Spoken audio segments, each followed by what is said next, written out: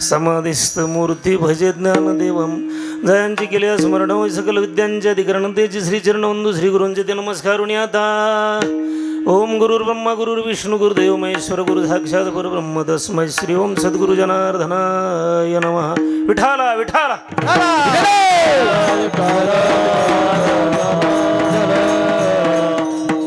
गुरु भक्ती पितृजन सेवापती जी विष्णूजी महापूजा अनुभव नाही तुझ्या सत्य बोले मुखे दुखावे अनेकांच्या दुखे हे जी विष्णूजी महापूजा अनुभव नाही तुझ्या निश्चयाचे फळ दुःख म्हणे त्याची फळ हे जी विष्णूजी महापूजा अनुभव नाही तुझ्या विठाला विठाला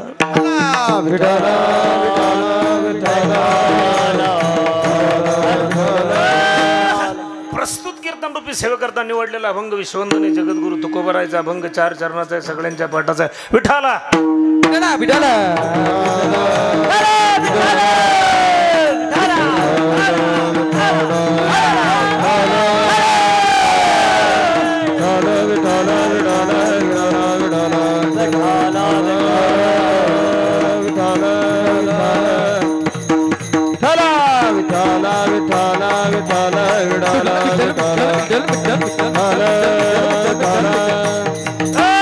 सेवेकरता निवडलेला भंग विश्ववंदने जगद्गुरु तुकोबारायचा भंग 4 चरणाचा आहे सगळ्यांच्या पाठाचा आहे सगळ्यांच्या परिचयाचा आहे वारकरी संप्रदाय म्हटल्यावर नियम आहे आचारसंहिता आहे गेले 11 वर्षापासून चालत आलेला अखंड हरिनाम सप्ताहाचं हे 11वं वर्ष 7व्या दिवसाची सेवा समस्त ग्रामस्थांच्या वतीनं भजनी मंडळाच्या वतीनं माता भगिनींच्या वतीनं राजकीय शैक्षणिक सामाजिक आध्यात्मिक क्षेत्रातल्या सगळ्या मान्यवरांच्या वतीनं सरपंच उपसरपंच सोसायटी असतील पतसंस्था असतील दूध संस्था असतील ह्या गटातले असतील त्या गटातले असतील वरच्या गटातले असतील खालच्या गटातले असतील मधल्या गटातले असतील नौकरदार असतील कष्टकरी असतील पैसेवाले असतील गरीब असतील श्रीमंत असतील शेतमजूर असतील महाराज मंडळी असतील कीर्तनकार असतील वादक असतील भागवताचार्य असतील रामायणाचार्य असतील या सगळ्यांच्या वतीनं समस्त ग्रामस्थांच्या वतीनं भगवान बाबांच्या चरणी सेवा अर्पण करायला माझा नंबर लागला म्हणून सगळ्यांना धन्यवाद कीर्तनाला सुरुवात विठाला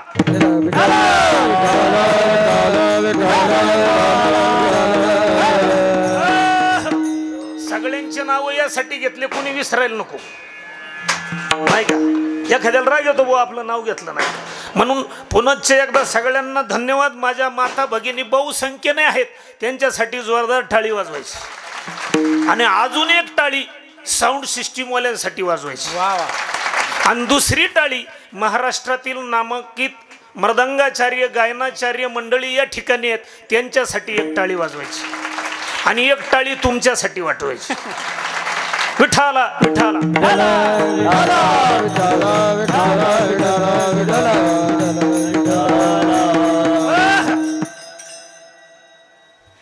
चिंतनाला सुरुवात करण्यापूर्वी 2-3 मुद्दे आहेत पहिला मुद्दा जेवढे जेवढे लोक कीर्तनाला उपस्थित आहे जेवढे जेवढे लोक आज कीर्तनाला उपस्थित आहे त्या सगळ्यांना एक महत्वाची विनंती वजा सूचना आहे प्रत्येक जण कीर्तनाला येताना आपापलं डोकं संग घेऊन आलाय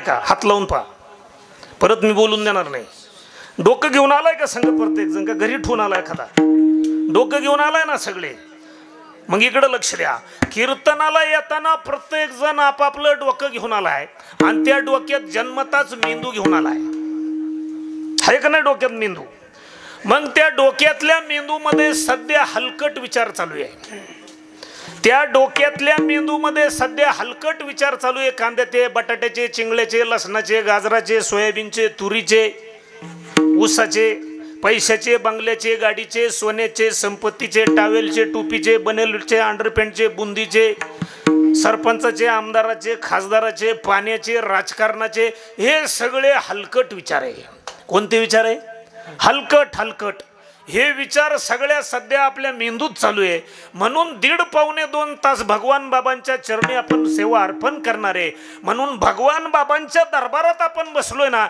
हे सगळे हलकट विचार मेंदूच्या बाहेर 2 तास ठेवून द्यायचे ठेवले पुढचा प्रश्न कारण आपण किती बंगल्याचा गाडीचा सोन्याचा संपत्तीचा विचार केला ना आपल्या विचाराने आपण कधी श्रीमंत होणार नाही मुळात जे श्रीमंत आहे ते सुखी कुठे आहे म्हणून हे सगळे हलकट विचार 2 तास मेंदूच्या बाहेर टाकायचे आणि ह्या ठिकाणी बसल्यानंतर एकच विचार करायचा, सारासार विचार करा उठा उठी नामधरा कंठी विठोबाचे. हा विचार केल्यानंतर भगवत प्राप्ती 100% आहे. आणि या ठिकाणी बसल्यानंतर भगवान बाबाला एकच सांगायचंय, मी भक्त तू देव ऐसे करी.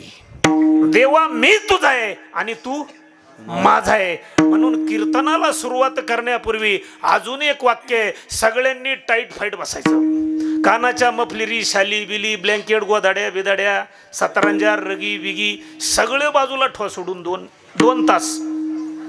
2 तास. अरे ज्या भगवान बाबांनी पाण्यावर बसून ज्ञानेश्वरी वाजली ते कधी म्हणले नाही थंडी वाजली. 2 तास आपल्याला नीट बसवा ना बाबा समोर, ठेवा बाजूला सगळं काढून. आणि ह्या ठिकाणी बसल्यानंतर सगळ्यांनी टाईट फाईट बसायचं.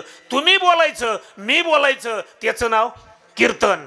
ज्याची कीर्ती तनापासून गावी त्याचं नाव कीर्तन. मी बोलायचं पटलंय बा खरंय बा, तुम्ही आपल्या बामट्यासारख्या मान हलवायचं घरी निघून जायचं, त्याला काही कीर्तन म्हणत नाही. तुम्ही बोलायचं मी बोलायचं त्याचं नाव कीर्तन. कीर्तनाला सुरुवात. आणि आजच्या कीर्तनातलं पहिलं वाक्य आहे, आजचं कीर्तन योगायोगाचं आहे. कसं कीर्तन आहे? योगायोगाचं आहे. शाबास पुरुष मंडळी, कसं कीर्तन आहे आजचं? योगायोगाचं. कसं पहा, यापूर्वी तुमची माझी कुठं गाठ पडली होती का? पंढरपूरला, त्र्यंबकला, आळंदीला, लोणार सरोवरात, गोमेधरला, जालन्याला, गोव्याला, लोणावळ्याला, खोंडाळ्याला पाहिलं का?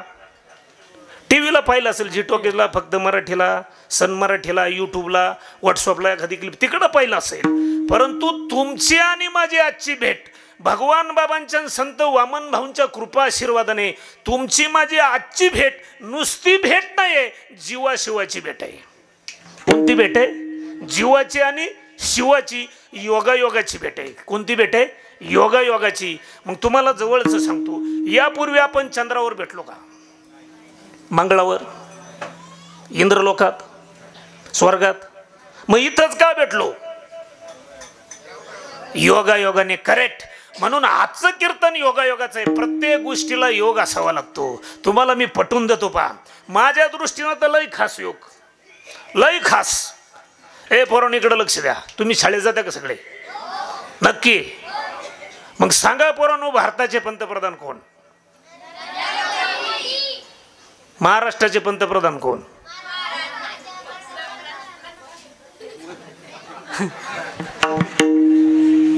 भारताचे पंतप्रधान कोण? आणि महाराष्ट्राचे? डाव्या हाताले माझ्या. महाराष्ट्र देशाच्या बाहेर आहे का? हा सगळा मोबाईलचा आणि भाताचा परिणाम आहे. कसला? मोबाईलचा आणि भाताचा. इकडे लक्ष द्या. योग लय खास पोरांनो. हे पहा, योगायोगाने भारताचे पंतप्रधान नरेंद्र, महाराष्ट्राचे उपमुख्यमंत्री देवेंद्र, नाथांचे एकनाथ मच्छिंद्र, भारतीय क्रिकेट टीमचे माजी कॅप्टन महेंद्र, आणि तुमच्या गावात आज रवींद्र. आहे का नाही योग? योग आहे का नाही? प्रत्येक गोष्टीला योग लागतो. म्हणून आजचं कीर्तन योगायोगाचं आहे. विश्ववंदनीय संत भगवान बाबा आणि विश्ववंदनीय संत वामन भाऊ यांच्या पुण्यतिथीचा महापर्व काळ चालू आहे. आणि ह्या 11 वर्षापासून समस्त ग्रामस्थांच्या वतीनं या ठिकाणी अखंड हरिनाम सप्ताह या ठिकाणी आयोजित केला जातो. म्हणून आपण सगळे संत वामन भाऊंचे आणि संत भगवान बाबांचे लेकरं आहोत. म्हणून सगळ्यांनी शेवटपर्यंत टाईट फाईट बसायचं. तुम्ही बोलायचं मी बोलायचं, त्याचं नाव कीर्तन आहे. आणि आजच्या कीर्तनाला सुरुवात झाली. आजच्या कीर्तनातलं पहिलं वाक्य आहे, आजचं कीर्तन कसं आहे? योगायोगाचं. कसं आहे? योगायोगाचं. प्रश्नाला सुरुवात झाली. मग सांगा पोरांनो, तुमचा आणि माझा जन्म कुठं झाला? पृथ्वीवर झाला, भारतात झाला. कोणत्या धर्मात झाला पोरांनो? फक्त पोरांचाच झाला का? सगळ्यांचा झाला ना. योगायोगाने पृथ्वीवर भारतात हिंदू धर्मात जन्माला आलो. त्यातल्या त्यात महाराष्ट्रात जन्माला आलो म्हणून मी एक वाक्य कायम सांगत असतो, भारतात जन्माला यायला 7 पिढ्यांचं पुण्य असावं लागतं आणि महाराष्ट्रात जन्माला यायला 700 पिढ्यांचं पुण्य असावं लागतं. का? पुण्य फळले बहुत दिसा, भाग्य उदयाचा ठसा. ऐका का, आपण सगळे का पावन आहोत, का पवित्र आहोत, का पुण्यवान आहोत? कारण जेवढे जेवढे संत अखंड हिंदुस्थानात जन्माला आले तेवढेच संत एकट्या महाराष्ट्रात जन्माला आले म्हणून या राष्ट्राला महाराष्ट्र असे म्हणतात. आणि त्या संतांच्या भूमीत तुम्ही आम्ही जन्माला आलो म्हणून उजळले. पुढचा प्रश्न, पोरांनो सांगा, आपण कोणामुळे जन्माला आलो?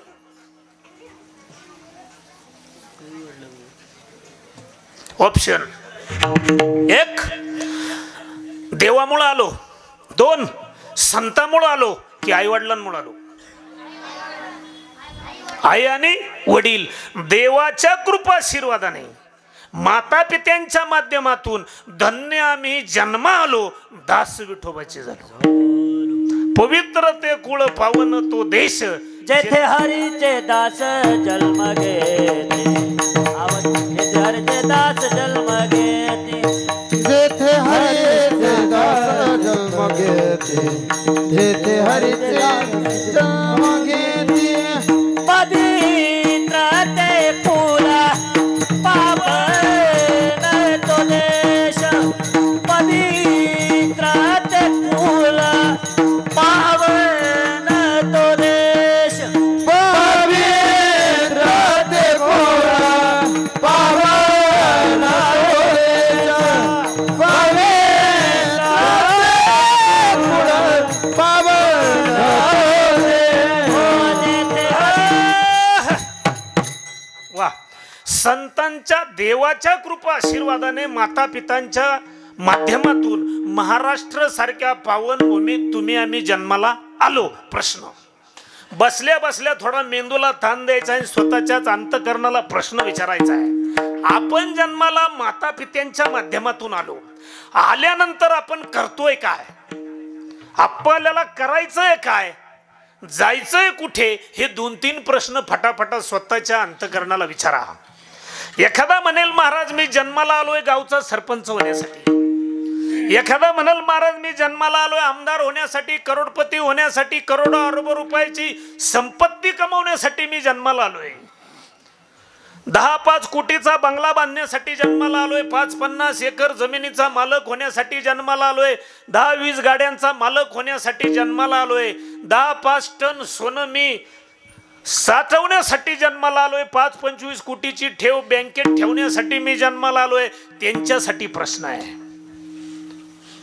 तू जर सरपंच होण्यासाठी जन्माला आला, तू जर आमदार होण्यासाठी जन्माला आला, तू जर मंत्री होण्यासाठी जन्माला आला, तर जाताना सरपंचाची, आमदाराची, मंत्र्याची खुर्ची संघ घेऊन जाऊन दाखव.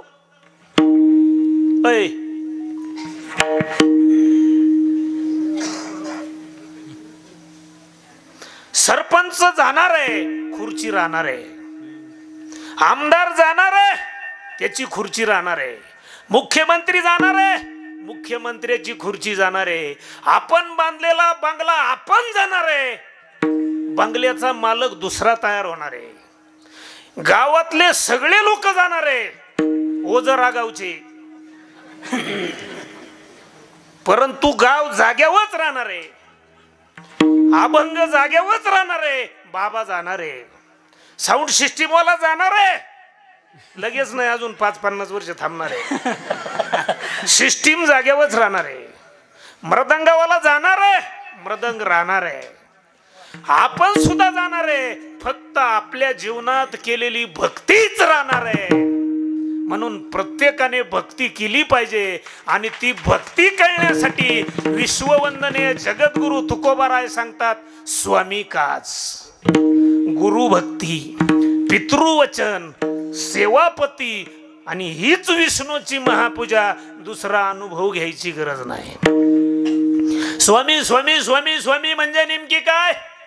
स्वामी म्हणजे जगाचा मालक. तो सापडायचा ना, काज कर काज. काज म्हणजे सेवा. कोणाची कर? गुरु भक्ती. गुरुची कृपा प्राप्त जर करून घ्यायची असेल, पितृवचन, आई वडिलांचा सांभाळ कर, त्यांचे आशीर्वाद प्राप्त करून घे, गुरुची कृपा होईल. गुरुची कृपा झाली, स्वामी कळल. ज्याला हे नाही जमलं, माझ्या माता भगिनींसाठी सांगितले, सेवापती. नुसती पतीची जरी सेवा केली, ह्याची विष्णूची महापूजा. अनुभव नाही तुझ्या, त्याला दुसरा अनुभव घ्यायचा गरज नाही. तरी सुद्धा लोक तुकोबारायांना म्हटले, तुकोबाराय, आम्ही सगळे प्रपंचिक माणसं, आम्ही सगळे संसारिक माणसं, आम्ही नोटा कमवायच्या पाठीमागं जास्त लागल्यामुळं आम्हाला गुरुभक्ती जमणार नाही, गंध लावायला जमणार नाही, टाळ वाजवायला जमणार नाही, पंढरपूरला जायला जमणार नाही, पारायण करायला जमणार नाही, काही नाही. तरी सुद्धा आमच्या हातून विष्णूची महापूजा झाली पाहिजे. करायचं काय? सोपं आहे म्हणले. सत्य बोले मुखे, दुखावे अनेकांच्या दुखे. मुखाने सत्य बोला आणि इतरांच्या दुःखात समाविष्ट व्हा. याची विष्णूची महापूजा. अनुभव नाही तुझ्या. लोक म्हणले सोपं आहे. मग हे करायला काय करावं लागतं? जंगलात जावं लागतं, लय पैसे वाटावं लागत, सोनं वाटावं लागत, इलेक्शनला उभं राहावं लागत, मोर्चा काढावा लागतो, मारामारी करावी लागत आहे. तुकोबाराय म्हणले यापैकी काहीच नाही. निश्चयाचे बळ तुका म्हणे आणि ह्याची विष्णूची महापूजा. सरळ सरळ भावार्थ चिंतनाला सुरू. विठाला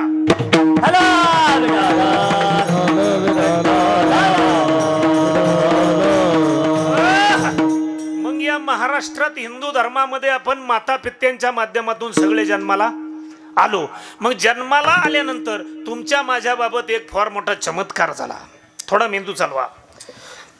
तुम्हाला मला हा 3.5 हाताचा दिवा मिळाला. कोणाच्या माध्यमातून? कोणाच्या माध्यमातून? आईच्या आणि वडिलांच्या. कोणता देह मिळाला? हा 3.5 हाताचा देह मिळाला. आता सांगा, हा देह विकत मिळाला का फुकट? हे कसं मिळाले? कसं मिळाले? फुकट. फुकट. 1 नवा रुपया सुद्धा आपल्या मम्मीनं पप्पानी पांडुरंगाला दिला नाही का? दिलाय? आपण दिलाय का? दिलाय का? हे कसं मिळालंय? फुकट. फुकट. याची पैशात, सोन्या नाण्यात, संपत्तीत किंमत होणार नाही. परंतु देवाने जे अर्थी हे कोट रुपयाचं शरीर दिलंय, काहीतरी कारण असेल ना. जगाच्या बाजारपेठेमध्ये गुळ घ्या, खोबरं घ्या, शेंगदाणे घ्या, वाटाणे घ्या, फुटाणे घ्या, सोनं घ्या, बंगला घ्या, माडी घ्या, काही घ्या. कीर्तनाला बाबा सुद्धा फुकाट येत नाही. मग त्या भगवान परमात्म्याचे एवढे अनंत उपकार आहे. हे कोट रुपयाचं शरीर फुकट दिलं. दिले इंद्रिय, हातपाय, कान. काहीतरी कारण असेल ना. देव दिला देह भजना गोमाता, देव दिला देह भजना गोमाता, देव दिला देह भजना गोमाता, देव दिला देह भजना गोमाता. होया झाला माता बाधिकेचा, बाधिकेचा. होया झाला माता बाधिकेचा, बाधिकेचा. भजना देव दिला देह भजना गोमाता, देव दिला देह भजना गोमाता, देव दिला देह भजना गोमाता, देव दिला देह भजना गोमाता, देव दिला देह भजना गोमाता, देव दिला देह भजना गोमाता, भजना गोमाता, भजना गोमाता. देवाने हा देह भजन करण्यासाठी दिला. काय करण्यासाठी दिलाय? परंतु देवाने, माझ्या मते देवाकडनं एक फार मोठी चूक घडली की हा देह फुकट दिला. काय मत आहे तुमचं? जगाच्या बाजारपेठेमध्ये फुकट काही मिळत का? काहीच फुकट मिळत नाही. तरी सुद्धा त्या भगवंताचे अनंत उपकार आहे, हे फुकट दिलं. मी का चूक झाली म्हणतो ऐका. कारण समाजामध्ये काही अवलादी अशा जन्माला आल्या, त्यांना या देहाची किंमतच कळाली नाही. काहींना कळाली, वळाली नाही. काहींना वळाली, कळाली नाही. ज्यांना या देहाची किंमत कळाली ते संत भगवान बाबा झाले, ते संत वामन भाऊ झाले. आणि तुम्ही आम्ही आपल्यातल्या काही अवलादी अशा जन्माला आल्या त्यांना या देहाची किंमत कळाली नाही. कारण त्यांना या देहाची किंमत कळाली असती अवलादींनी गुटखा खाऊन थोबाड झडवले नसते. अवलादींनी 90च्या बाटल्या रिकाम्या करून किडनी आणि लिव्हर घालवले नसते. अवलादींना भांडणं करून बांध करून मारामाऱ्या करून घर प्रपंचाचं वाटोळं केलं नसतं. जुगार खेळून संसाराची राख रांगोळी केली नसती. मग तुम्ही माझ्यापेक्षा जास्त ज्ञानी आहात, जास्त अनुभवी आहात. हा देह जुगार खेळण्यासाठी आहे, हा देह गांजा वडण्यासाठी आहे, हा देह 90ची बाटली रिकामी करण्यासाठी आहे, मारामाऱ्या करण्यासाठी आहे, भांडणं करण्यासाठी आहे. त्याचं उत्तर एकच, देवाने हा देह तुम्हाला आणि मला भजनासाठी दिला. कशासाठी दिला? भजनासाठी दिला. भाग्यवंता घरी भजन पूजन, भाग्यवंता घरी भजन पूजन, भाग्यवंता घरी भजन पूजन, भाग्यवंता घरी भजन पूजन, भाग्यवंता घरी भजन पूजन, भाग्यवंता घरी भजन पूजन. त्याची वाट पाहे रघुनंदन, त्याची वाट पाहे रघुनंदन, त्याची वाट पाहे रघुनंदन, त्याची वाट पाहे रघुनंदन, त्याची वाट पाहे रघुनंदन, त्याची वाट पाहे रघुनंदन. भाग्यवंता घरी भजन पूजन, भाग्यवंता घरी भजन पूजन, भाग्यवंता घरी भजन पूजन, भाग्यवंता घरी भजन पूजन, भाग्यवंता घरी भजन पूजन, भाग्यवंता घरी भजन, भाग्यवंता घरी भजन पूजन, भाग्यवंता घरी भजन पूजन. आपण फार भाग्यवान आहोत की तुम्हाला मला हे 3.5 हाताचं घर मिळालंय. हे घर भजनासाठी आहे. भजनाचे प्रकार 2, एक बाह्यरंगाचं भजन वेगळे आणि अंतरंगाचं भजन वेगळे. आपण सगळे शेतकरी माणसं आहे. पोटासाठी आपल्याला शेती करणं ही काळाची गरज आहे. कोणी नोकरी करतं, कोणी व्यवसाय करतं, कोणी उद्योग करतं, कोणी व्यापार करतो. हे सगळं आपण काय करण्यासाठी करतो? पोट भरण्यासाठी. मग पोट भरण्यासाठी केलेले उपद्व्याप हे एक प्रकारचं भजनच आहे. परंतु ह्या भजनाने भगवान परमात्म्याची प्राप्ती होत नाही. हे बाह्यरंगाचं भजन आहे. अंतरंगाचं भजन तीर्थयात्रा करणे, जप करणे, अन्नदान करणे, काकडा करणे, हरिपाठ करणे, पारायण करणे, नामस्मरण करणे. 9 विधा काय बोलिले जे भक्ती. 9 भक्तीपैकी एक जरी भक्ती आपल्या जीवनात आचरणात आणली ना, आपल्याला स्वस्वरूपाची नक्कीच प्राप्ती आहे. आणि हे भजन करण्यासाठी भगवान परमात्म्याने तुम्हा आम्हाला जन्माला घातलं. विठाला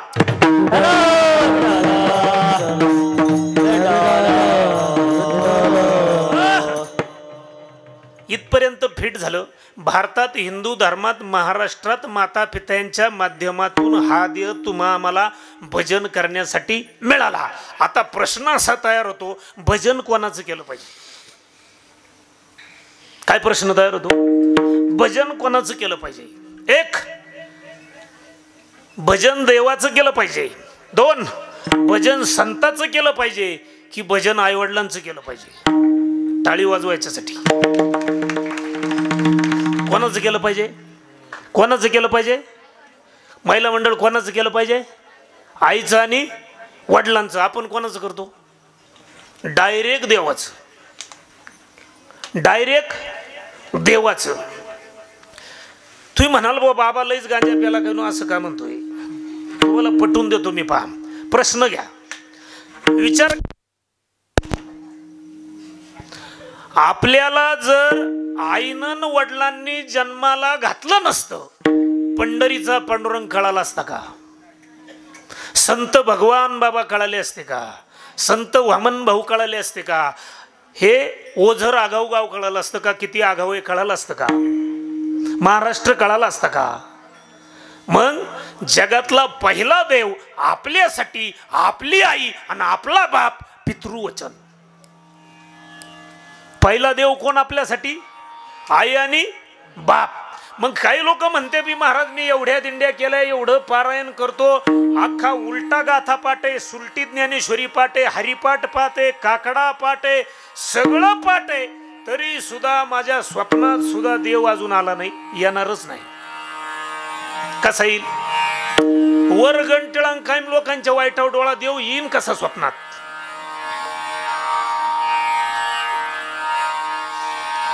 नुसता दिंड्या करून देव कळत नाही, नुसतं पारायण करून देव कळत नाही. 50-50 माळा घातल्यात काही निगळ्यात, माळा घालून देव कळत नाही. देव कळण्यासाठी एकच उपाय, हरिप्राप्तीसी उपाय, धरावे संताचे ते पाय, येणे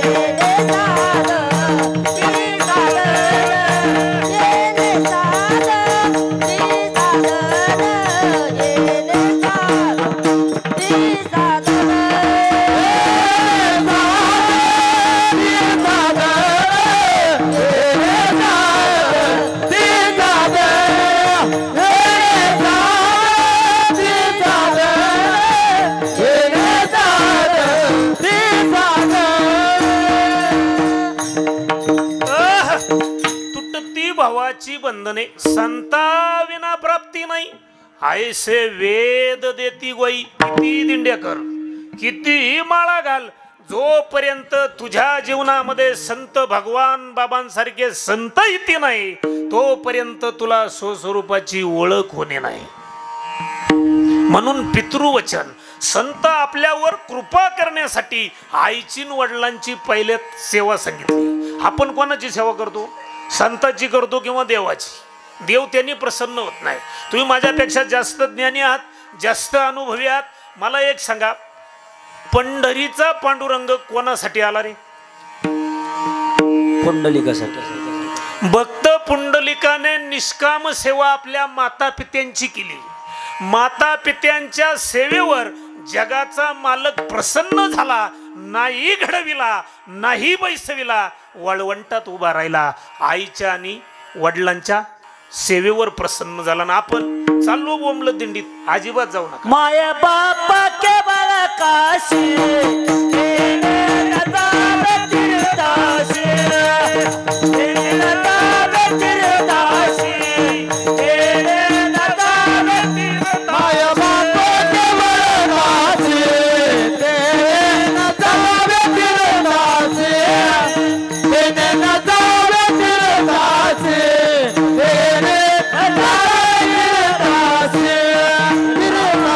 ज्याच्या काय आणि वडील आहे ना, त्याला कोणत्याच तीर्थाला बोमट्या मारी हिंडायची गरज नाही. आपण चाललो दरवर्षी काशीला. कुठं चाललो? काशीला. काशीला दणका उठवले आमच्या बुवा लोकांनी. निम्म्यात तुम्ही, निम्म्यात आम्ही, निम्म्यात ट्रॅव्हलवाला आणि निम्म्यात बाबा. चलो चारीधाम. माझ्या वारकरी संतांनी स्पष्ट सांगितलंय, तीर्थे धोंडा पाणी, देव रोकडा सज्जनी. तीर्थाला काहीच नाही, दगडच आहे. ज्याच्या काय आणि वडील ना, सकल तीर्थाचे अधुरे. त्याला कोणत्याच तीर्थाला जायची गरज नाही. आता तुमच्या गावातले बरेच जण काशीला जाऊन आले असतील. वरात करा बरं, कोण कोण गेले? 1 2 3 वा वा वा वा, काही लाजत यात. तुम्हाला सांगतो काशीला जायचा नेम ऐका. काशीला जायचा पहिला नेम आपलं धर्मशास्त्र सांगतं, काशीला गेल्यानंतर जिवंत परत गावात यायचं नसतं. मग हे जिवंत आले मग गेलेच कशाला? पुढच्या वेळेस गेले ना जिवंत परत येऊ नका. एक तर आपण जन्माला आलो ही सगळ्यात मोठी काशी आहे. अरे आपला जन्म ही सगळ्यात मोठी काशी आहे. काय मत आहे तुमचं? म्हणून ज्याच्या काय आणि वडील आहे ना, अरे आपला बाप पंढरीचा पांडुरंग आहे, आपला बाप भगवान शंकर आहे, आपला बाप कृष्ण आहे, आपला बाप राम आहे, आपली आई सीता आहे, आपली आई रुक्मिणी माता आहे, आपली आई पार्वती माता आहे. स्वामी तिन्ही जगाचा आई विना भिकारी. म्हणून ज्याच्या गाई वडील आहे ना, जगातला सगळ्यात श्रीमंत माणूस आहे. आईची वडिलांची सेवा करा, संत तुम्हाला भेटणार आहे. आणि संतांची कृपा झाली या इमारतीला फळ नक्कीच येणार आहे. संत कृपा झाली.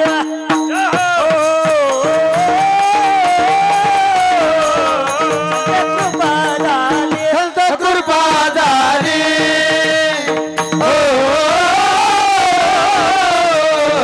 संत कृपा झाली.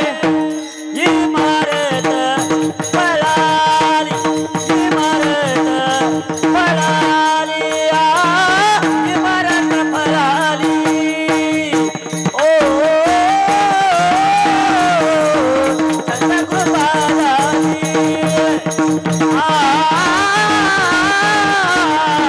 संत कृपा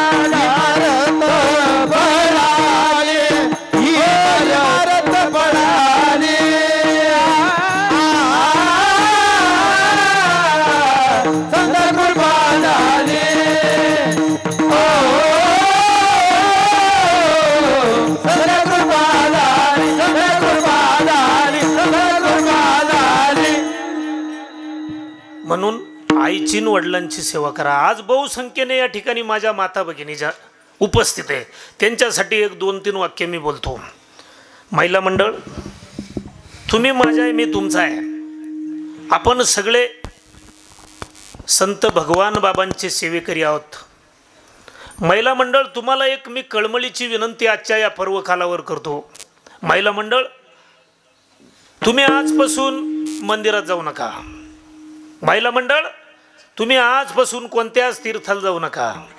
तुळशीला पाणी घालू नका, आमचे कीर्तन ऐकू नका, दिंडीत येऊ नका, पारायण करू नका, गण लावू नका, एकादश करू नका, नवरात्र करू नका, उपवास करू नका, तापास करू नका. फक्त येड्याचं महिला मंडळ एक वाक्य ऐका.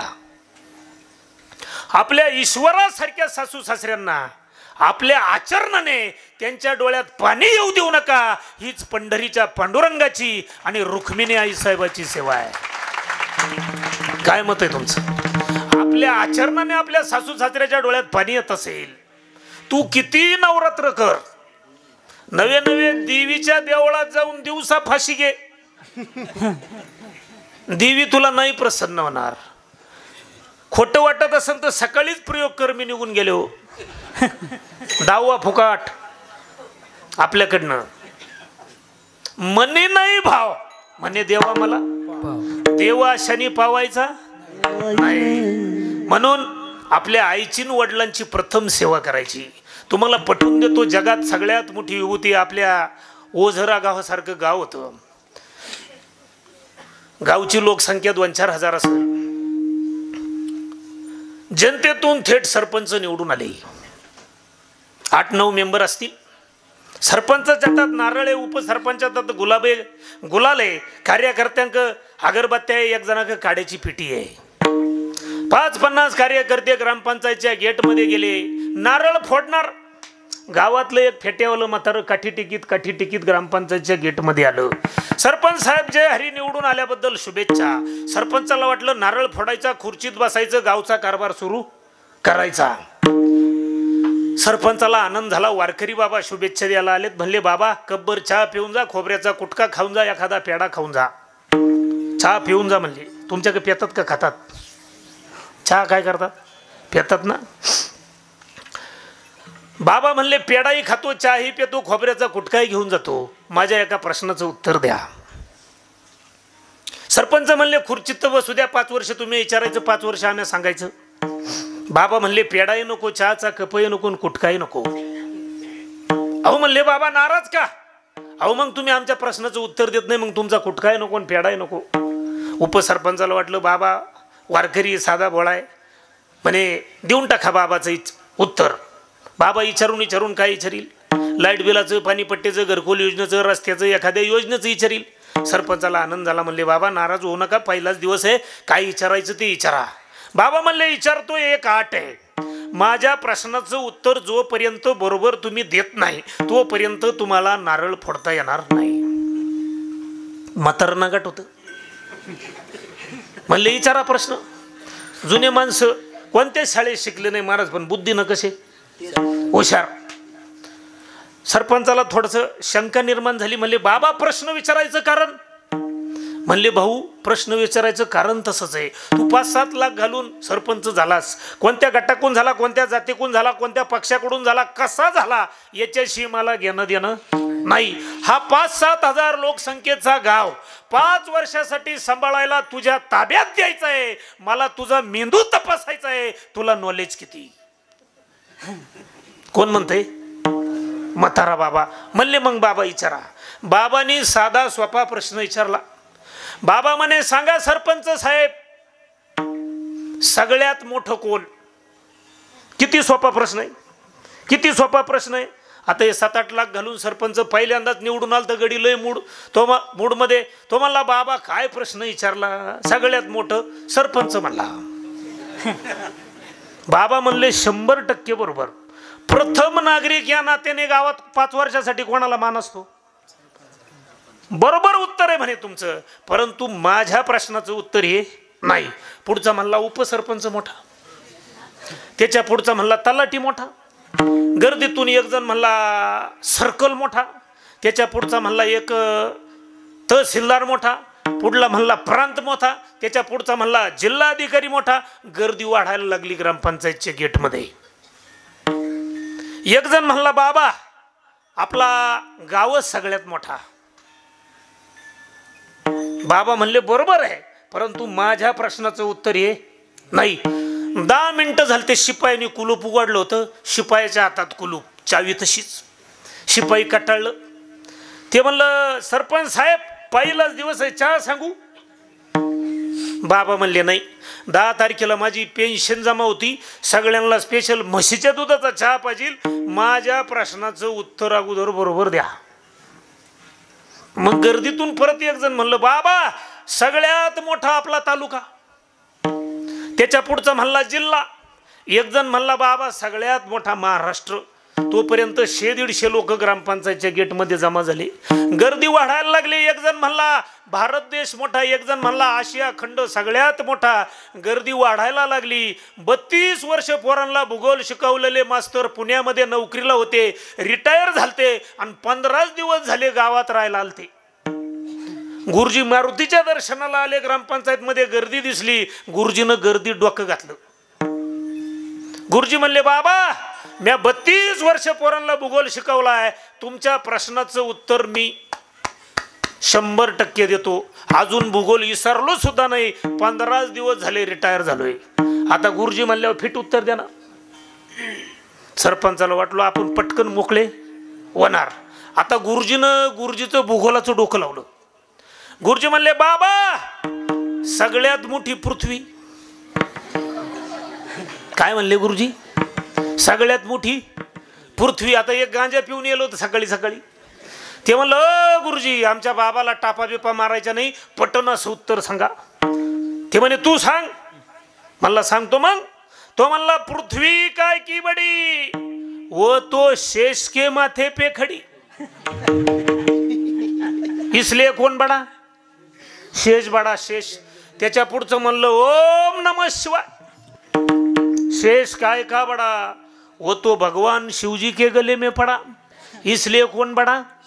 शंकर बड़ा.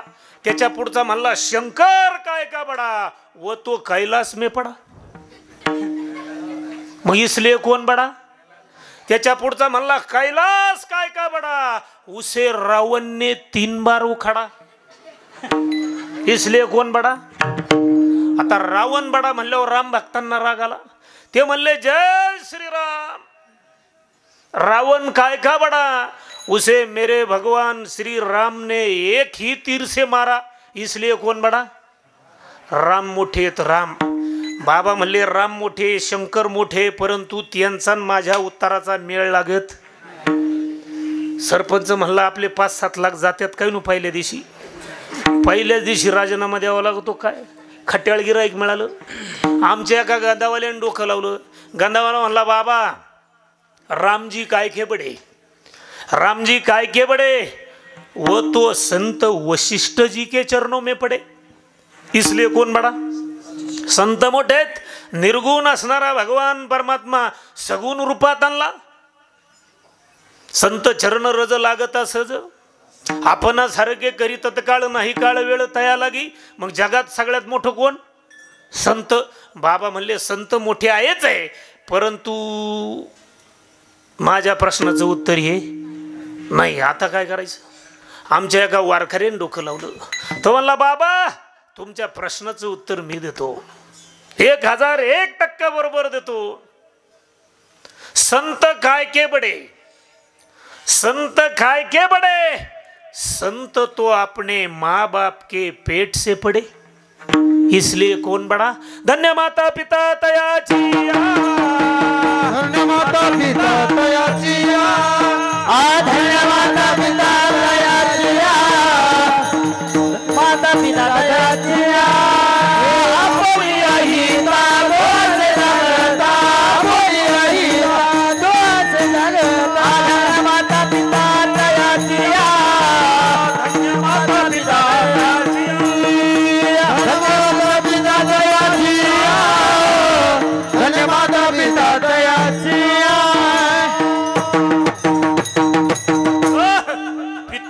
वचन.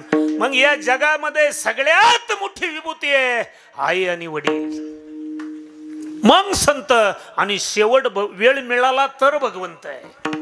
आईचं बापाचं प्रेम मिळवण्यासाठी 8वा अवतार जन्माला आला. आठवण्यासाठी गोकुळीच्या सुखा अंत पार नाही लेखा.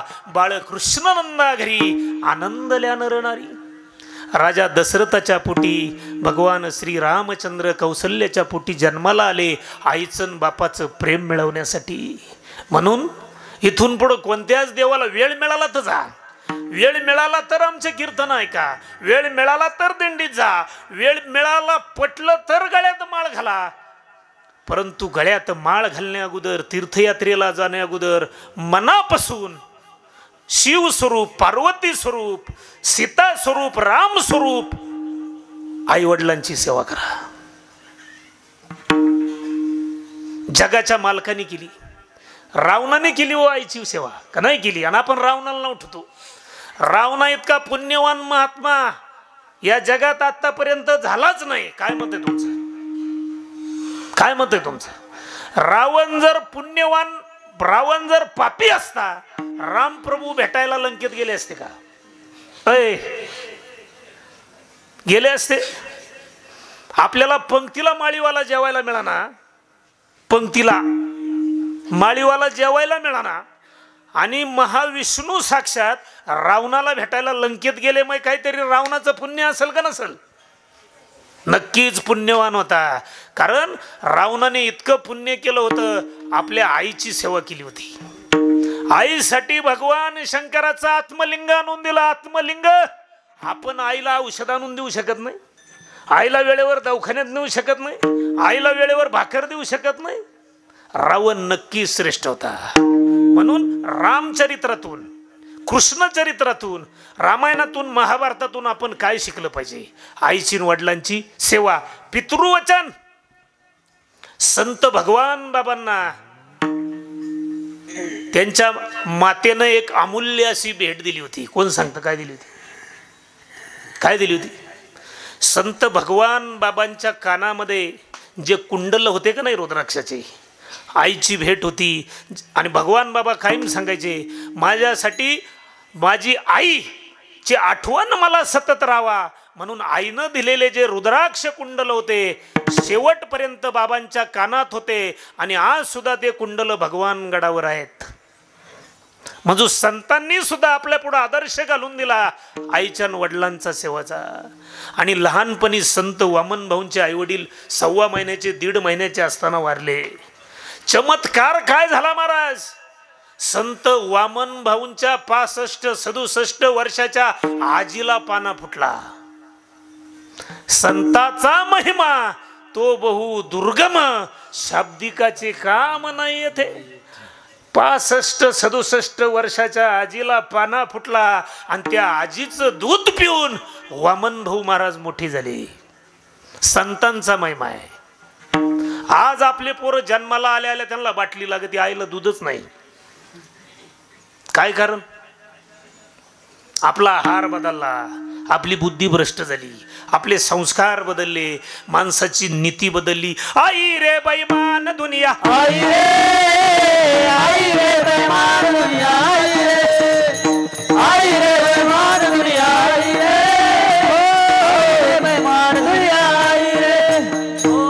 माता पिता को कोई ना मारे, माता पिता को कोई ना मारे, औरत को बहू मारे, औरत को बहू मारे. आई रे बेईमान दुनिया, आई रे, आई रे बेईमान दुनिया, आई रे, आई रे बेईमान दुनिया, आई रे, आई रे बेईमान दुनिया, आई रे. साधु संत को कोई ना मारे, साधु संत को कोई ना मारे, हिजड़ों का बहू मारे. आई रे बेईमान दुनिया, आई रे, आई रे बेईमान दुनिया, आई रे, आई रे बेईमान दुनिया, आई रे, आई रे बेईमान दुनिया, आई रे. दुनिया आई रे. आईसे कलियुगाच्या मुळे झाले धर्माचे वाटोळे. मग आपल्या धर्माला लागला नाही, पाकिस्तानच्या लोकांनी नाही आणली, आपल्याच लोकांनी आणली. कोणी आणली? आपल्या पोरांना राम कृष्ण शंकर माऊली हरिपाठ काकडा काही माहितीच नाही महाराज. मुंबईला एकदा कीर्तन चालू होतं नवरात्रात, सहज एका 7वीच्या पोराला विचारलं, म्हणलं सांग पप्या तुला रामकृष्ण भीमार्जुन काही माहिती का? म्हणला महाराज अख्खं रामायण पाठ आहे. त्याला म्हणलं मग सांग तुला रावण माहिती का? तो म्हणला मग, तो म्हणला महाराज रावण शाहरुख खान होता. तो मध्ये एक सिनेमा येऊन गेला ना रावणाचा, गेला का नाही 5 वर्षापूर्वी. असंच एकदा निफाडमध्ये कार्यक्रम चालू होता नाशिक जिल्ह्यात. सहज एका पोराला विचारलं 8वीचं असेल, म्हणलं सांग पप्या भारतात सगळ्यात जास्त बर्फ कुठं पडतो? 8वीच्या पोराला उत्तर यायला नको. ए ब्र्या हेड बस, 8वीच्या पोराला उत्तर यायला नको. ते म्हणलं महाराज भारतात सगळ्यात जास्त बर्फ आमच्या जिल्ह्यात, आमच्या तालुक्यात, आमच्या गावात, आमच्या गल्लीत, आमच्या घरात. 10च्या पुढं दारूच्या गल्लासात पडतं. आता सांगा त्या पोराचा दोष काय? त्याने ज्या ठिकाणी पडताना पाहिलं ते ठिकाण बरोबर सांगितलं.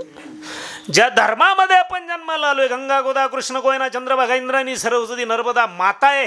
7 नद्यांपैकी एखाद्या नदीची आपल्याला इत्तमभूत माहिती असणं गरजेचं आहे. नर्मदा माता आहे, गंगा माता आहे, चंद्रभागा माता आहे, पूर्णा माता आहे. एका पोऱ्याला सहज विचारलं तुला नद्यांबद्दल काही माहिती रे? तो म्हणला सगळ्या पाठ आहे. म्हणलं गंगा काही बी विचारा म्हणला. म्हणलं विचारू पाय बरं. तो म्हणला हा. म्हणलं मग सांग गंगा कुठून निघते आणि कोणाला जाऊन भेटते? सोपा प्रश्न एक नाही, सोपा प्रश्न एक नाही. ते माझ्यापेक्षा एक घर पडून निघालं. ते म्हणलं महाराज गंगा सकाळीच 8च्या बसनं कॉलेजला जाते आणि दुपारच्या सुट्टीत गार्डन मध्ये मास्तरच्या पप्याला जाऊन भेटते. हा आपला पोरांचा अभ्यास. आणि हा अभ्यास कशामुळे माहिती का? आपलं पोरांकडे अजिबात लक्ष नाही. आपण सगळे संस्कारात चुकलेलो मंडळी.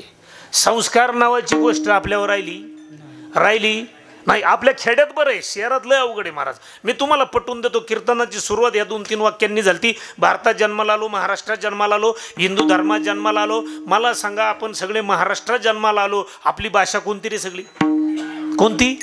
मराठी माऊली महावैष्णव ज्ञानोबारायांनी त्यावेळेस 56 भाषेचा केलासे ये मराठी याच्या नगरी 9033 ओव्याची भावार्थ दीपिका जन्माला घातली. नामा म्हणे ग्रंथ श्रेष्ठ ज्ञानदेवी एकतरी ओवी अनुभवावी.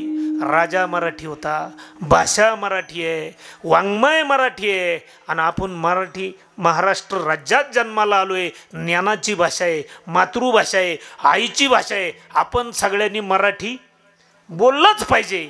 मग तुमच्या गावातले सगळे लोक मराठी बोलतात का? महिला मंडळ काय मत आहे तुमचं? तुमच्या ओझर आगाव गावातले सगळे लोक बोलतात का मराठी? बोलतात. पुरुष मंडळी काय मत आहे तुमचं? बोलतात का? 100% नाही. मग कोणती बोलतात? उर्दू बोलत आहे, इंग्रजी.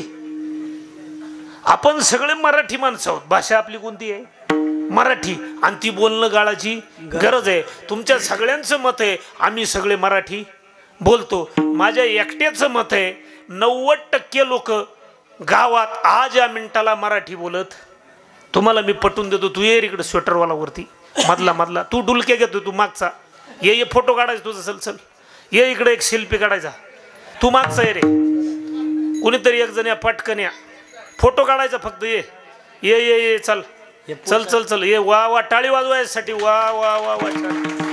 एक दिली आहे छोटी छोटी ती एक ती मागची ती द्या. तूच तू इकडून ये. वा वा टाळी वाजव जोरात. टाळी वाजवा.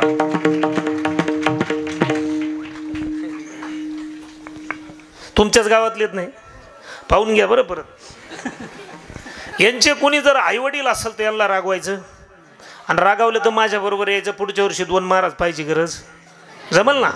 तुझं नाव सांग रे. आदिनाथ. कितवीला जातो? 7वीला. वा वा. दीदी तुझं नाव काय? निशा. निशा. छान छान. जोरात टाळी वाजवा. जोरात टाळी वाजवा. आता आदिनाथ पाठीमाग कोणी बोलू नका. तुमच्या गावातल्या सगळ्या लोकांचं असं म्हणणं आहे का आम्ही सगळे मराठी बोलतो. माझ्या एकट्याचं असं म्हणणं आहे 90% लोक गावात मराठी बोलत नाही. बोलणं काळाची गरज आहे. मी तुम्हाला कबूल करून देतो. आदिनाथ तुला एक प्रश्न विचारणार आहे. भीती नाही वाटत? नाही. वा वा वा. एक सोपा प्रश्न आहे मोठ्याने सांगायचा. आईला काय म्हणतो रे आदिनाथ? आई. जोरदार टाळी वाजवायची. जोरदार. वडिलांना काय म्हणतो? बाबा. जोरदार टाळी वाजवायची. वा वा वा वा वा. आता निशा आईला काय म्हणते का तू? मम्मी. वडिलांना काय म्हणते का? पप्पा. विठाला.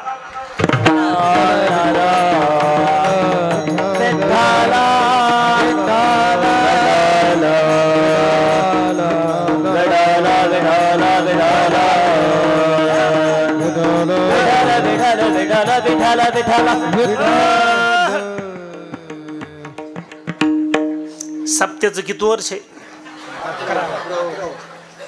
11. 11 8 88 90 बाबा 11 वर्षात तुमच्या गावात येऊन गेले. अजून जाणार आहे 2-4. काही गेले असतील. मग मला सांगा माम्याओ. अय माम्याओ. अय माम्याओ. मम्मी हा शब्द मराठी. मग मम्मी शब्दात जास्त जिव्हाळा का आई? कोणत्या शब्दात प्रेम आहे? आई. मग तुमचे कॅलेंडर तुम्हाला मम्मी का म्हणतात? जाऊ द्या म्हणत असतील. लाड लाड मम्मी म्हणत असतील. परंतु मम्मी मला एक कळा ना तुम्हाला ही मम्मी सापडली कुठं? रामायणात, हरिपाठात, काकड्यात, भगवद्गीतेत, एखाद्या पारायणात नव्या? कोणत्या शब्दात जिव्हाळा आहे? आई. मम्मी शब्दाचा अर्थ डोक्यात घेऊन जा. मोबाईलमध्ये घेऊन जा. महिला मंडळ. इजिप्त देशामध्ये पिरॅमिड मध्ये जे मृतदेह जतन करून ठेवले जातात, डेड बॉडी, पूर्ण तिचं नाव काय? मग आपली आई डेड बॉडी काय मम्मी हो? काही डोक्यात काही फरक झाला का? आता आई शब्दाचा अर्थ आहे का? मोबाईल मध्ये घेऊन जा. आदि शक्ती रूपी ईश्वर जिच्यात आहे तिचं नाव आई आहे.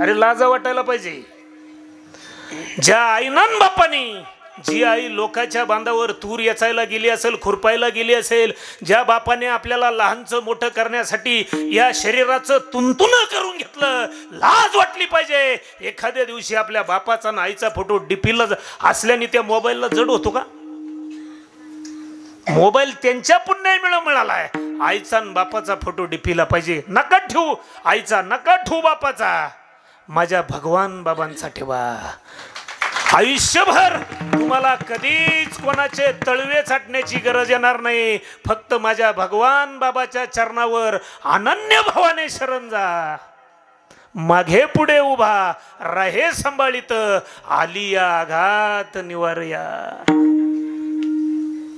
भगवान बाबाचा महिमा सोपा आहे महाराज, सोपा आहे. भगवान बाबा म्हणजे भगवान बाबा जन्माला आले, 5वं अपत्य आबाजी त्यांचं नाव. 10-11 वर्षाचे भगवान बाबा असतील. गावामधून एक दिंडी चालली, घाट सावरगाव पाटोद्यातलं, बीड जिल्ह्यातलं त्यांचं जन्मगाव. दिंडी चालली. एका वारकऱ्याला सांगितलं, ओ वारकरी बाबा, ओ वारकरी बाबा, कुठं चाललात? चालू पांडुरंगाला भेटाया. काय असतो, कसा असतो? म्हणे बाळा तुला आल्याशिवाय कळणार नाही, मला घेऊन जाल. अरे तू लहान आहे, छोटा आहे, तुला घरचे येऊ देणार नाही. येऊ देतील बाबा, न्या ना मला, न्या ना मला. छोट्या आबाजीला ते वारकरी पंढरपूरला घेऊन गेले. आबाजी कुठे गेला, आबाजी कुठे गेला, शोधाशोध सुरू झाली. 15 दिवसांनी आबाजी पंढरीच्या पांडुरंगाला भेटून गावामध्ये आला. गावामध्ये आल्यानंतर गावच्या मंदिरात हा आबाजी थांबला. आई वडिलांनी, घरच्या मंडळीने सांगितलं, आबाजी घरी चल बाबा, घरी चल. मी घरी नाही येणार बाबा, मी घरी नाही येणार आई. अरे का रे? आबाजीला जीवनाचं सार पांडुरंगाला भेटून आल्यानंतर कळालं होतं. आबाजीनं सांगितलं, मी घरी तेव्हाच येईल ज्या दिवशी तुमच्या आपल्या घरामध्ये प्रत्येकाच्या गळ्यामध्ये तुळशीची माळ असेल आणि मांसाहार बंद असेल, तेव्हाच मी घरी येईल. बालहट्ट. घरातल्या सगळ्या लोकांनी त्या दिवसापासून मांसाहार बंद केला, गळ्यात माळ घातल्या. आबाजी घरी गेला आणि एक दिवस हा आबाजी नारायणगडावर गेला. संत माणिक महाराजांची गाठ पडली. माणिक महाराजांना कळाला हा पोरगा कसा आहे. गडावर काही दिवस थांबला आणि एक दिवस परीक्षा म्हणून त्याचं मन आबाजीचं रमलं. आणि परीक्षा, गुरु कशी शिष्याची परीक्षा घेतो बघा. शिखरावर चढलेत एक दिवस आबाजी आणि आबाजीला सांगितलं संत मानकोजी महाराजांनी, म्हणे आबाजी माझ्यासाठी काय करू शकतोस? गुरुभक्ती ऐका, पितृवचन संपलं, आता गुरुभक्ती सुरू झाली. माझ्यासाठी काय करू शकतोस? म्हणे गुरुराया तुमच्यासाठी तुम्ही म्हणाल तसं. मग या कळसावरून खाली उडी मारू शकतोस? आबाजी कळसावरून खाली उडी मारली. केसाला सुद्धा खर्चटलं नाही. संताचा महिमा तो बहु दुर्गम. बंकट स्वामीनारायण गडावर आले. चुनचुनीत हुशार पोरगा पाहिला आणि बंकट स्वामींनी संत मानकोजी महाराजांना सांगितलं, याला माझ्याकडे पाठवा. आळंदीला गेले आबाजी, शिकले. सगळ्या विद्या, सगळं ज्ञान बंकट स्वामींनी दिलं. परत नारायणगडावर आलं. स्मशान वैराग्य आबाजीला प्राप्त झालं आणि त्या ठिकाणी माणिक महाराजांनी त्या आबाजीला मंत्र दीक्षा दिली, गळ्यात माळ घातली आणि आबाजीचं नाव भगवान बाबा ठेवलं. मग त्या भगवान बाबा उत्तराधिकारी झाल्यानंतर नारायणगडाचं कार्यक्षेत्र त्यांनी वाढवलं.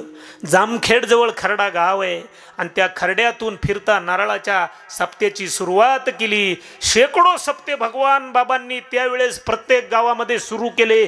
ज्या गावामध्ये हरिनाम सप्ताह होत नव्हता त्या गावामध्ये भगवान बाबांनी सप्ताह सुरू केला. नारायणगडाचं साम्राज्य वैभव हळूहळू वाढू लागलं. परंतु एखादा व्यक्ती जर सामाजिक कार्य जर करत असेल ना, चांडाळ चौकडी मंडळींना देखवत नाही राजो. त्याची ते बदनामी करायला सुरुवात करतात. त्या संताला त्रास द्यायला सुरुवात करतात. भाऊबंदकीत जर एखादा आपल्याला आवरत नसेल त्याचा बांध करतात, त्याच्यावर खोट्या केसेस दाखल करतात, त्याला एखाद्या लफड्यात फसून टाकीत्यात, त्याची निंदा करतात. परंतु सत्य तू विठ्ठला, जो माणूस नीतीनं वागतो ना त्याच्या पाठीमाग साक्षात पांडुरंग परमात्मा असतो. आणि भगवान बाबाची बदनामी करण्यासाठी नारायणगडावर ज्या शयन कक्षामध्ये भगवान बाबा शयन करायचे ना, त्या शयन कक्षाच्या गादीवर चांडाळ चौकडी मंडळीनं 1-2 चोळ्या आणि बांगड्या आणून ठेवल्या. लोक कोणत्या थराला जातील चांगल्या माणसाला बदनाम करायला? चोळ्या आणि बांगड्या आणून ठेवल्या आणि गावामध्ये बदनामी करायला सुरुवात केली. हा वैराग्य माणूस आहे, हा साधू माणूस आहे, स्वतःला संत समजतो, कीर्तन करतो, प्रवचन करतो आणि याच्या गादीवर बांगड्या सापडल्यात, याच्या गादीवर चोळ्या सापडल्यात, महिलांच्या वस्त्रांचं याच्या गादीवर काम काय? परंतु जे लोक भगवान बाबांना मानणारे होते ना, म्हणे आमचे भगवान बाबा तसे नाहीयेत, त्यांच्यावर आमचा पूर्ण विश्वास आहे, ते असं चुकीचं कधीही वागणार नाही. ही गोष्ट जेव्हा भगवान बाबांना कळाली ना, भगवान बाबांचं अंतःकरण घायाळ झालं, रक्तबंबाळ अंतःकरण झालं. भगवान बाबांचं मन उदास झालं आणि नारायणगडाजवळ भगवान बाबा थोडेसे बाजूला गेले. त्याने खिनभर पांडुरंगाचं स्मरण केलं आणि विचार केला, देवा मी जे काही कार्य करतोय हे समाजासाठी करतोय, माझा कुठलाही हेतू नाही, शुद्ध व्यवहार आहे, शुद्ध आचार आहे, संपूर्ण आयुष्य मी समाजासाठी पांडुरंगाच्या भक्तीत घालवलंय. आणि ही लोक जर माझी बदनामी करत असतील तर मी करायचं काय? भगवान बाबांनी अंतःकरणामध्ये एक प्रश्न निर्माण केला आणि भगवान बाबांनी एक न भूतो न भविष्य, जगाच्या इतिहासात कुणी असा निर्णय घेतला नसेल असा एक टोकाचा निर्णय त्यावेळेस भगवान बाबांनी घेतला.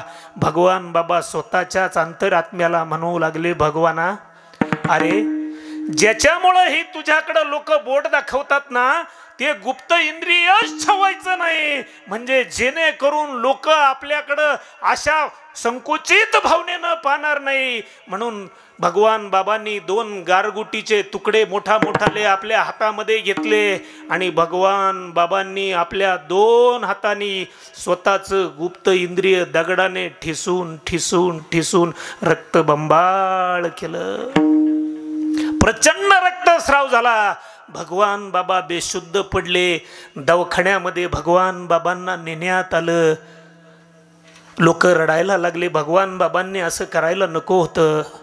2 ते 3 दिवस गेले असतील महाराज, फार तर 4-6 दिवस गेले असतील. बाबांच्या सेवेकरांना ही बातमी कळाली. ज्या ठिकाणी भगवान बाबा रक्तबंबाळ झाले ना, त्या ठिकाणी लोक ती जागा पाहायला गेले तर काय चमत्कार घडला. सांडियेले रक्त, त्या ठिकाणी उगवले तुळसी. आरती भगवान बाबा, आरती भगवान बाबा, रक्त सांडियेले तुळशी उगवल्या ते. आरती भगवान बाबा, आरती भगवान बाबा.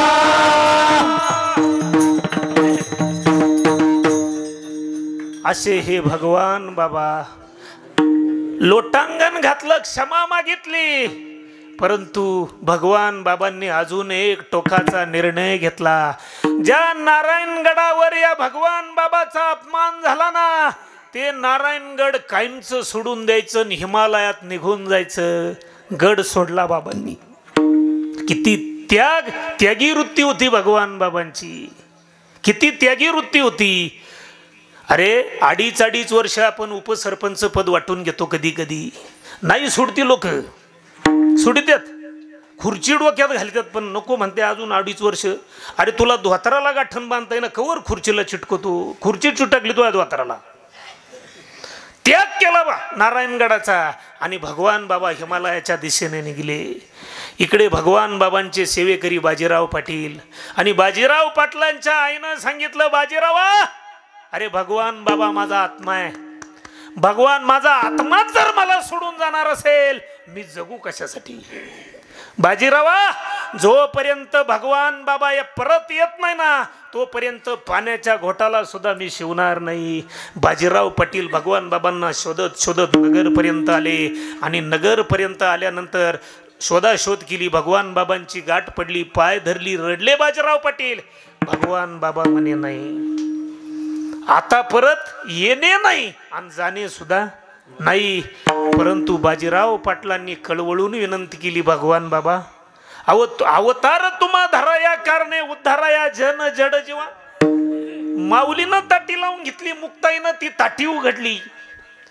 तसे बाजीराव पाटलांनी कळवळून विनंती केली, तुम्ही नका नारायणगडावर राहू, चला आपण दुसरीकडे शोधू. म्हणून फिरता फिरता एक नगरजवळ ढुम्याचा डोंगर आहे. त्या ढुम्याच्या डोंगरावर ढुम्या म्हणजे धौम्य ऋषींचे समाधी स्थान आहे. त्या डोंगरावर फिरत फिरत बाजीराव पाटील भगवान बाबा त्या ठिकाणी आले. त्या ठिकाणी कुटिया केली आणि आपल्या शिष्याच्या आग्रहाखातर ऐश्वर्य संपन्न भगवान बाबा, जी गंगा नावाची घोडी भगवान बाबांकडे होती, राजबिंड व्यक्तिमत्व, कोट अंगठ्या सोनं नाणं असं ऐश्वर्य संपन्न असणारा एक महान संत त्या ढुम्याच्या डोंगरावर साध्या कुटियामध्ये राहू लागला. स्मशान वैराग्य, दगडावर आंघोळ करायला लागला. आणि त्या ठिकाणी येणारे भक्त त्यांच्या डोळ्यामध्ये भगवान बाबांचं अवस्था पाहून खळखळा डोळ्यामध्ये पाणी यायचं. आणि भगवान बाबांनी त्या ठिकाणी संकल्प केला, आजपासून या ठिकाणी आपल्याला एक गड बांधायचा आहे. फक्त आदेश निघाला संतांच्या मुखातून आणि 12 वर्षामध्ये न भूतो ना भविष्यती असा त्या ठिकाणी गड तयार झाला. आणि त्या गडाला त्यावेळेचे मुख्यमंत्री स्वर्गीय यशवंतराव चव्हाण आले आणि चव्हाण साहेबांनी त्या गडाला नाव काय द्यायचं तर त्यावेळेस यशवंतराव चव्हाणांनी सांगितलं, या गडाचं नाव भगवानगड. मग असे ऐश्वर्य संपन्न असणारे भगवान बाबा गड उभा राहिला, कार्य चालू झालं. आणि एक दिवस भगवान बाबांच्या कानावर वार्ता कळाली, जवळच एक गाव आहे बीड जिल्ह्यामध्ये, त्या ठिकाणी पौर्णिमेच्या वेळेस वेताळेश्वराची यात्रा आहे आणि शेकडो बकरांची कत्तल केली जाते. संताचा महिमा, गुरुभक्ती ऐका. शेकडो बकरांची कत्तल केली जाते. देव नाही, धर्म नाही, काय नाही, काय नाही. भगवान बाबा म्हणे ती कत्तल मी बंद करतो. भगवान बाबांनी आपला ताफा त्या गावामध्ये नेला. 2 दिवस भगवान बाबांनी कीर्तन केलं आणि तिसऱ्या दिवशी पौर्णिमेच्या दिवशी शेकडो बकरांची कत्तले, जो तो नवसाचे बकर कापायचा, जो तो नवसाचे बकर कापायचा. भगवान बाबा म्हटले, 2 दिवस कीर्तन केले, तुम्ही माळी घातल्यात, थोडं माझं एक वाक्य ऐकाल, मला वचन द्याल. भगवान बाबांचं कीर्तन लोकांना आवडलं. म्हणे दिलं वचन बाबा, तुम्ही म्हणाल ते आम्ही करू. म्हणे आज पौर्णिमा आहे, पौर्णिमेला कोणत्याही प्रकारचं मदिरापान आणि मांसाहार करायचं नाही, कोणत्याही पशुची हत्या करायची नाही, कोण्याही जीवाचा न घडो मत्सर. लोक म्हणे ठीक आहे बाबा, पण आमच्या पिढ्यांची परंपरा आहे, देव नाराज होईल. मी बघतो म्हणले. सगळ्यांनी निर्णय घेतला. परंतु गावात एक उन्मत्त झालेला त्यावेळेचा धनदांडगा सावकार होता. 2-3 बकरं वाजत गाजत मिरवणूक त्या वेताळेश्वराच्या मंदिराजवळ आली. सुरा हातात आहे, बकरं कापायचे. भगवान बाबा त्या सावकारा पुढे जाऊन उभे राहिले. म्हणे सावकार दादा, तुमच्या पाया पडतो, विनवतो तुम्हाला, ह्या निष्पाप जीवांची हत्या करू नका. म्हणे ए बाबा, तुझं कीर्तन संपलं, तुझ्या गावाकडे जायचं, आमच्या रूढी परंपरा, आमचे नियम धर्म आम्हाला पाळू दे, बाद झालं तुझं कीर्तन आता. म्हणे तू मला मारलं तरी मी हे गाव सोडणार नाही, सोडील एकाच अड्डेवर, तू ह्या 2-3 बकरांना सोडून देशील. त्यावेळेस भगवान बाबांनी त्या सावकाराला म्हटलं, सावकार दादा, तुम्ही ह्या बकरांच्या मानेवर काय फिरवणार आहे? ते म्हणे दिसत नाही का हा सुरा? म्हणे एक काम करा, तो सुरा अगोदर या भगवान बाबाच्या मानेवर फिरवा आणि मग ह्या बकराच्या मानेवर फिरवा, तेव्हाच मी गाव सोडेल. भगवान बाबा होते ते. सावकाराच्या हातातला सुरा गळून पडला, लोटांगण घातलं.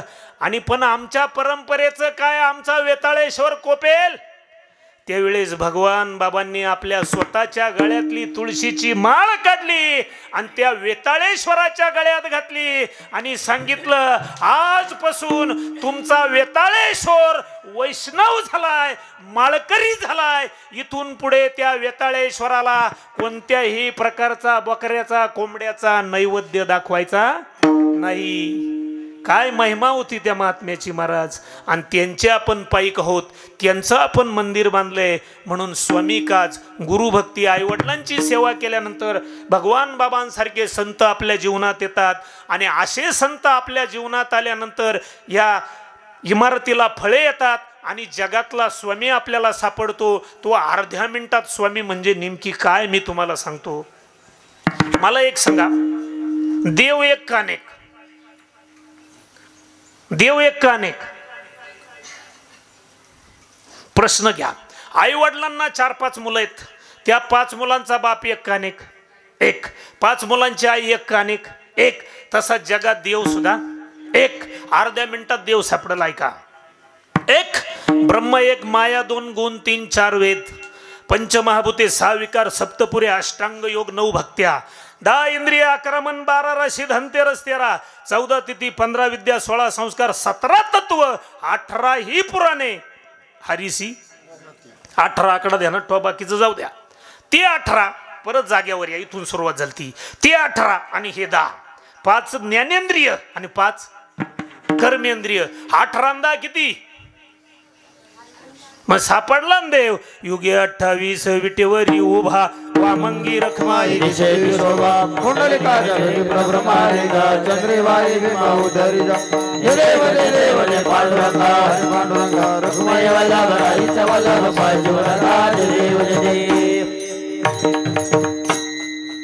स्वामी. ऐका, अजून एक उदाहरण पटवून देतो परत. तो जगाचा मालक आहे. एक आपलं 10-12 जणांचं कुटुंब आहे. घर चालवण्यासाठी घराला एक मालक आहे, त्याचं नाव काय? घर कारभारी किंवा घर मालक. घरातून गावात या, गाव चालवण्यासाठी एक मालक आहे, त्याचं नाव काय? सरपंच. गावातून तालुक्यात या, तालुका चालवण्यासाठी 5 वर्षासाठी एक मालक आहे, त्याचं नाव काय? पटकन. आमदार. तालुक्यातून जिल्ह्यात या, खासदार. जिल्ह्यातून राज्यात या, मुख्यमंत्री. राज्यातून देशात या, पंतप्रधान. पंतप्रधान देशाचा मालक आहे, मुख्यमंत्री राज्याचा मालक आहे, खासदार जिल्ह्याचा मालक आहे, आमदार तालुक्याचा मालक आहे, सरपंच गावचा मालक आहे, घरमालक घराचा मालक आहे. तसं अख्ख्या जगाचा एक मालक आहे, त्याचं नाव आहे स्वामी. तो स्वामी तिसरा कोणी नसून आपला जगाचा मालक पंढरीचा पांडुरंग. आणि हा पंढरीचा पांडुरंग गुरुभक्ती, पितृवचन आणि सेवापती हीच विष्णूची महापूजा अभंगाच्या प्रथम. स्वामी काज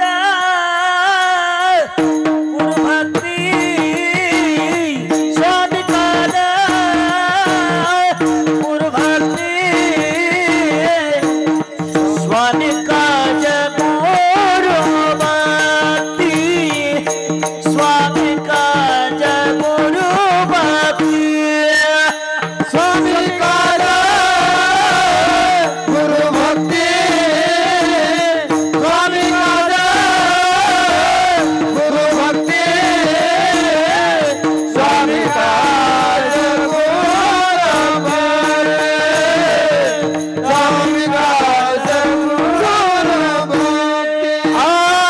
स्वामी काज, स्वामी काज गुरुभक्ती, स्वामी काज गुरुभक्ती, स्वामी काज गुरुभक्ती, स्वामी काज, स्वामी काज, स्वामी काज गुरुभक्ती, स्वामी काज गुरुभक्ती. हो पितृ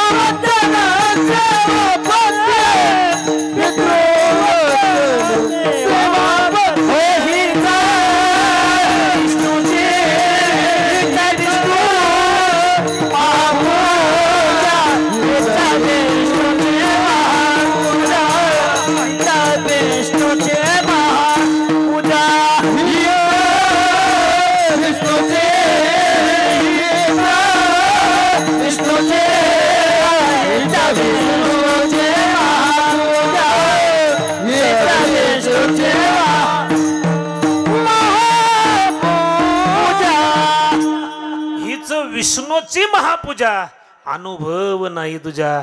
म्हणून माझ्या माता भगिनींचे साठी सांगितलंय, नुसती पतीची जरी सेवा केली ना, पती व्रते जैसा भ्राता रे प्रमाण आम्हा नारायण तैसे परी, आणि ती सुद्धा विष्णूची महापूजा आहे. म्हणून आपल्या लहान लेकरांना चांगले संस्कार करा, आपल्या आईवडिलांची सेवा करा.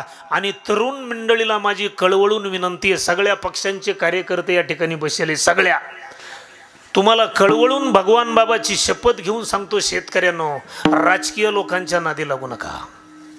त्यांच्या इतके लबाड मंडळी कुणीच नाही.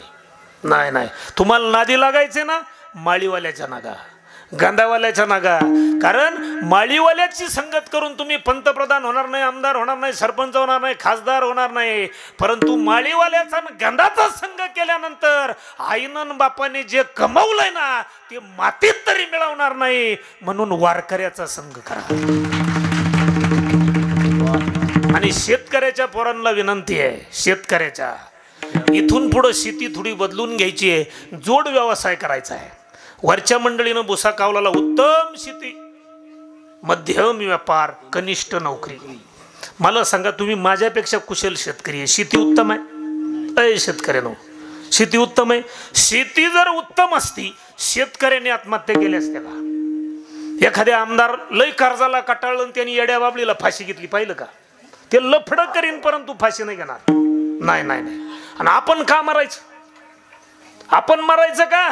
म्हणून शेतकऱ्याच्या पोरांनो एक दोन वाक्य मोबाईल मध्ये घेऊन जा, या लोकांच्या नादी लागू नका.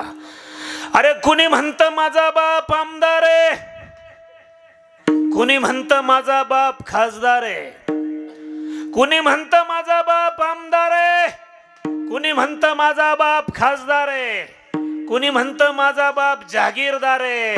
परंतु आम्ही सांगतो, आमचा बाप इमानदार आहे, कारण तो शेतकरी आहे. शेतकऱ्याने जर पिकवलं नसतं, या वरच्या मंडळीनं नोटा शिजून खाल्या असत्या का? अजून एक वाक्य शेतकऱ्यांबद्दल. अरे व्यापारी जगतो मापावर, गारुडी जगतो सापावर. व्यापारी जगतो मापावर, गारुडी जगतो सापावर. नौकरदार जगतो पगारावर, बाबा जगतो पाकिटावर, आणि माझा शेतकरी जगतो कष्टावर. माझी शेती ही पंढरी, रुक्मा माझी पेरणी करी, माझा पांडुरंग नांगर धरी. कांदा मुला पाजी, कांदा मुला पाजी, कांदा मुला पाजी, कांदा मुला पाजी. अवघी मिठाई माझी, अवघी मिठाई माझी, अवघी मिठाई माझी, अवघी मिठाई माझी. कांदा मुला पाजी, कांदा मुला पाजी, कांदा मुला पाजी, कांदा मुला पाजी. अवघी मिठाई माझी, अवघी मिठाई माझी, अवघी मिठाई माझी, अवघी मिठाई माझी. म्हणून या राजकीय लोकांच्या अजिबात नादी लागू नका. आणि पैसे कमवण्यासाठी, मी तुमचा आहे तुम्ही माझे आहेत, पैसे कमवण्यासाठी गोर गरीब लोकांना लुटू नका. किती पैसा लागतो? ज्याने गावाचं भावाचं देवाचं खाल्लं ना, त्याच्या 7 पिढ्यांचं वाटोळ झालं. ज्याने गावाला दिलं, जरांगे पाटील झाला. ज्याने गावाला दिलं, संत गाडगे बाबा झाला.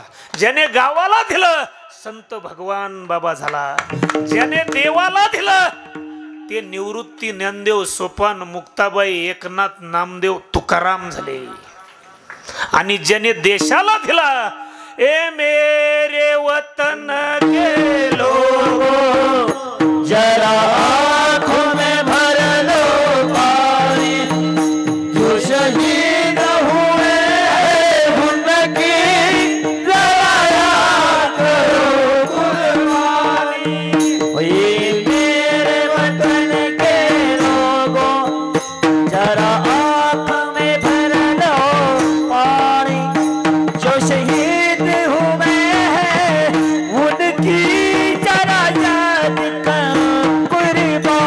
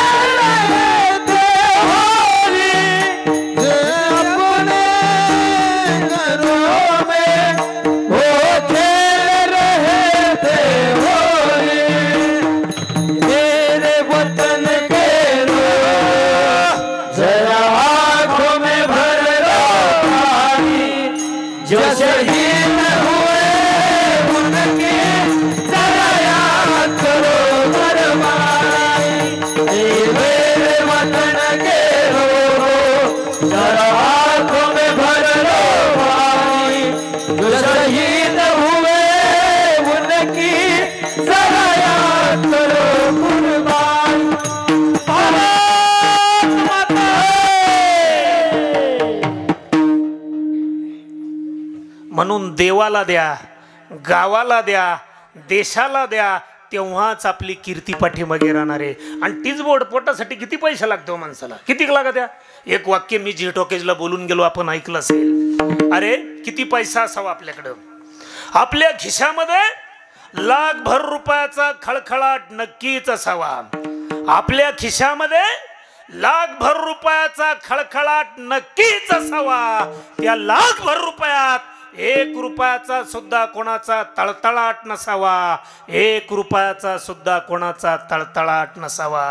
कारण पापाची संपत्ती माणसाला कधीही सुखाने जगू देत नाही आणि कष्टाची संपत्ती दगडावर आपटा भीतीच नाही. क्या बात, वाह. जोडोनिया धना बुद्धा भजवारे, हो जोडोनिया धना बुद्धा भजवारे, जोडोनिया धना बुद्धा भजवारे, जोडोनिया धना बुद्धा भजवारे. उदास विचार रे चतारी, उदास विचार रे चतारी, उदास विचार रे बुद्धा बुद्धाची गाठी तोरे कपाळेला, ओ बुद्धाची गाठी तोरे कपाळेला, बुद्धाची गाठी तोरे कपाळेला, बुद्धाची गाठी तोरे कपाळेला. नेमकी कीर्तन रंगात आलं, टाइम संपला. अजून पवाडा घ्यायचा होता. पहिलं चरण झालं. म्हणजे काय होतं महाराज, सात संगत चांगली असली, साऊंड सिस्टीम चांगली असली, ऐकणारे चांगले असले ना, आम्हाला टाइमच पुरत नाही. म्हणून ह्या मंडळीसाठी जोरदार टाळी वाजवायची महाराज. मला सांगा 2 तास कसे संपले तुम्हाला कळलं? मलाच कळत नाही. तर मी 3 वेळा विचारितो किती वाजले, रोज विचारितो. पण संगत चांगली आहे, पंगत सुद्धा चांगली आहे.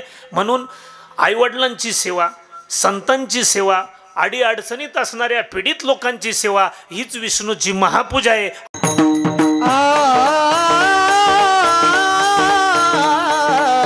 हीच विष्णूची महापूजा.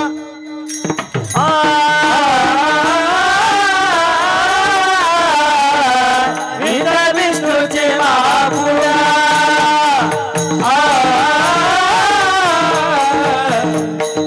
हिचा विष्णूची महापूजा. अनुभवना हिंदुजा, अनुभवना हिंदुजा,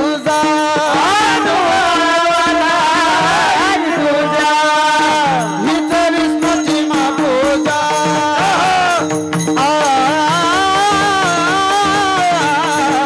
हीच विष्णूची महापूजा. हिचा विष्णूची महापूजा,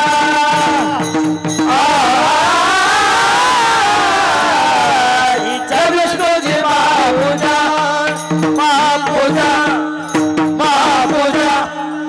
स्वामी काजगुरु भक्ती पितृवचन सेवापती हीच विष्णूची महापूजा. अनुभव नाही दुजा विठोबार खुमा.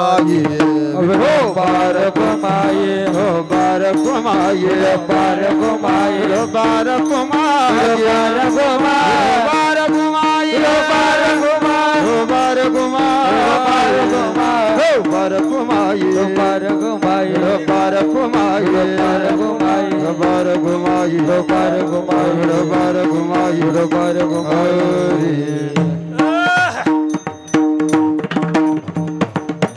ह्याची विष्णूची महापूजा अनुभव नाही तुझ्या. आता यांचं म्हणणं आहे पवाडा घ्या, मला जायचंय लांब, एक तर पाकिट कमी, उद्या वाढन बर का. ताल द्या चला.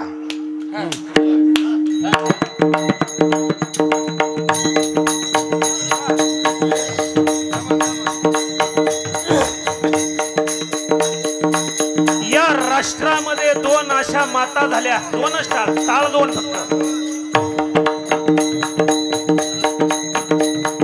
या राष्ट्रामध्ये 2 अशा माता झाल्या. त्या माता जर या राष्ट्रामध्ये जन्माला आल्या नसत्या ना, आपल्या ह्या गावामध्ये आज जो आपण हरिनाम सप्ताह साजरा करतोय, पुण्या गोविंदाने आनंदाच्या वातावरणामध्ये बसलोय ना, हा सप्ताह आपल्याला संपन्न करण्यासाठी एखाद्या आलमगीर बादशाला अर्ज करावा लागला असता। जहापनाजी, हमारे गांव में हमें संकीर्तन रखना है, आपकी इजाजत है? बादशानं परवानगी दिल्यानंतरच आपण हरिनामाचा गजर करू शकलो असतो, परंतु पांडुरंगाच्या कृपाशीर्वादाने, जगज्जननी तुळजा भवानीच्या कृपाशीर्वादाने या विदर्भाच्या पुण्य पावन भूमीमध्ये लखुजा जाधवांच्या पोटी एक रत्न जन्माला आलं। त्या रत्नाचं नाव आहे जिजाऊ आई साहेब। ही जिजाऊ आई साहेब भोसले घराण्यामध्ये शहाजींना देण्यात आली। शहाजी राजांच्या पोटी सुद्धा एक अमूल्य असं रत्न जन्माला आलं आणि ते रत्न 13 वर्षाचं झालं। आणि एक दिवस प्रकार काय झाला, अंतकरणाचे कान देऊन ऐका माय पित्या हो, संस्कार कसे असतात। जिजाऊ आई साहेब आई जगदंबेची पूजा अर्चा करून सदरेवर आल्या, सदरेवर स्थानापन्न झाल्या आणि सकाळी सकाळी धापा टाकत एक शेतकरी दादा फाटक्या धोतरानं अंग भिजलेलं आहे, चेहऱ्यावर प्रचंड संताप आहे, प्रचंड राग आहे, डोळ्यामध्ये पाणी आहे। आई साहेबांना मुजरा केला। आई साहेबांनी विचारलं, दादा एवढ्या सकाळी येण्याचं कारण? दादा एकदम शांत उभे। आई साहेबांनी खोदून खोदून विचारलं, दादा कशासाठी आला तेवढ्या सकाळी? तो शेतकरी दादा बोलता झाला, काय म्हणायला लागला ऐका। आई साहेब, आई साहेब, आई साहेब मला जगायचं नाही, आई साहेब मला जगायचं नाही, आई साहेब मी जगू तर का जगू, आई साहेब मरू तर का मरू, आई साहेब का मरू। शेतकऱ्याच्या डोळ्याला पाण्याच्या धारा लागल्यात। आई साहेब मला नाही जगायचं, आई साहेब मला नाही जगायचं। शेतकरी दादा तुमच्यावर काय अन्याय झाला, तुम्हाला नक्कीच न्याय मिळेल। हे श्रींचं राज्य आहे, जगदंबेचं राज्य आहे, तुम्हाला नक्कीच न्याय मिळेल। मग तो शेतकरी दादा बोलता झाला आणि आई साहेब कसं सांगू, कोणत्या तोंडाने सांगू आई साहेब, गरीबाला इज्जत ही अतिशय प्रिय असते, आई साहेब इज्जत ही अतिशय प्रिय असते। आई साहेब दुष्काळ पडला, आई साहेब दुष्काळ पडला, गावची पाणी पिण्याची माझी घरची पाण्याची बारं वाटली, पाणी संपून गेला। आई साहेब माझी एक लाडकी एकुलती एक कन्या माझ्यासाठी पाणी आणण्यासाठी गावच्या पाणवठ्यावर गेली। आई साहेब गावच्या पाणवठ्यावर गेली, तिला मी कमळाच्या फुलाप्रमाणे जपलं, थंडी वाजू दिली नाही, ताप येऊ दिला नाही। आई साहेब माझ्या काळजाचा तुकडा आई साहेब पाणी आणण्यासाठी गावच्या पाणवठ्यावर गेला। आई साहेब गावच्या पाणवठ्यावर गेला। गावच्या बाबाजी भिकाजी पाटील गुजार त्याची वक्र दृष्टी माझ्या कवळ्या लेकीवर पडली। आई साहेब त्याने तिला उचलून नेलं, आई साहेब उचलून नेलं, अनन्वित अत्याचार केले। आई साहेब सांगा आई साहेब तिच्याशी कोण लग्न करणार? गरीबाला इज्जत अतिशय प्रिय असते। आई साहेब मी जगू तर का जगू आणि मरू तर का मरू? आई साहेब मरू तर का मरू? हे वाक्य ऐकल्यानंतर आई साहेबांच्या हाताच्या मुठी आवळल्या गेल्या, तळपायाची आग मस्तकात गेली, डोळ्यांमध्ये रक्त उतरलं गेलं आणि आई साहेबांनी सैनिकांना सांगितलं, आत्ताच्या आत्ता त्या गुजर पाटलाला सकळ दंडाने बांधून छत्रेवर हजर करा. सैनिकांनी आज्ञाचं पालन केलं. रांजाचा रावजी पाटील त्याला सकळ दंडाने बांधून छत्रेवर हजर करण्यात आलं. एका माता भगीच्या विटंबनेची बातमी वाऱ्यासारखी पंचकृषी मध्ये पसरली आणि आई साहेब काय निकाल देताय. श्रींच्या राज्यामध्ये पहिल्यांदाच एका अमलेची विटंबना झाली होती. लोकांचे जथ्थेच्या जथ्थे सदरेवर गोळा व्हायला लागली. आई साहेब काय निकाल देताय. प्रचंड सदर गच्च गर्दीनं फुलून गेली. बाजूला 14 वर्षाचे बाळराजे बसलेत. आई साहेब राजगादीवर बसलेत. समोर गजर पाटील सकल दंडाने बांधलेला आहे आणि आई साहेबांनी सांगितलं, शेतकरी दादा तुम्हाला नक्कीच न्याय मिळेल आणि ह्या खटल्याचा निकाल 14 वर्षाचे बाळराजे देतील. मोठमोठाले सरदार मोठमोठाले पंच लोक आपापसात कुजबुजायला लागले. अरे अरे हे 14 वर्षाचं पोरग याच्या ओठावर मिसुरडा फुटला नाही आणि बलात्कारासारख्या घटनेचा काय निकाल देणार. परंतु जिची कूस पवित्र होती आणि ज्याचं बीज शुद्ध होत, शुद्ध बीजापोटी फळे रसाळ गोमटी, मुखी अमृताची वाणी, देह देवाचे कारणे. छत्रपती शिवाजी महाराज जन्माला आले होते. दुर्जनांचा संहार करण्यासाठी राजांनी आईचे शब्द कानावर पडले. जन्मदात्रीला वंदन केलं. जगज्जननी कुलदेवती तुळजाभवानीचं स्मरण केलं. जगदंब जगदंब जगदंब.